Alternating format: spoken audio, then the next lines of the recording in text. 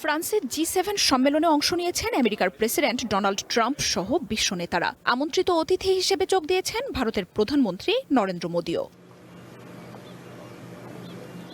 মঙ্গলবার সম্মেলন মঞ্চে দেখা হয় ট্রাম্প মোদির। দুই নেতার করমর্দন ও সৌজন্য বিনিময়ের ছবি দেখা গেছে, কিন্তু দেখা যায়নি অতীতের মতো উষ্ণ আলিঙ্গন। সাধারণ করমর্দন আর সৌজন্য বিনিময় করেছেন দুই নেতা। নির্মাণে নাম্বার 1 শাহ সিমেন্ট।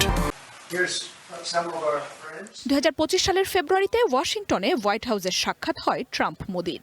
এরপর অপারেশন সিঁদুর নিয়ে ট্রাম্পের দাবি, রুশ তেল কেনার জেরে বাড়তি শুল্ক আরোপ, বাণিজ্য চুক্তি নিয়ে অচলাবস্থার মতো বিষয়ে নয়াদিল্লি ওয়াশিংটন সম্পর্কের অবনতি ঘটে। এক পর্যায়ে ভারতকে মৃত অর্থনীতি বলে কটাক্ষও করেন ট্রাম্প। সম্প্রতি ওমান উপসাগরে বাণিজ্যিক জাহাজে আমেরিকার হামলায় 3 ভারতীয় নাবিকের মৃত্যুকে কেন্দ্র করেও কূটনীতিতে টানাপোড়েন তৈরি হয়। ওয়াশিংটনের প্রতিনিধিকে 48 ঘণ্টায় 2 বার তলব করে নিন্দা জানায় মোদি প্রশাসন।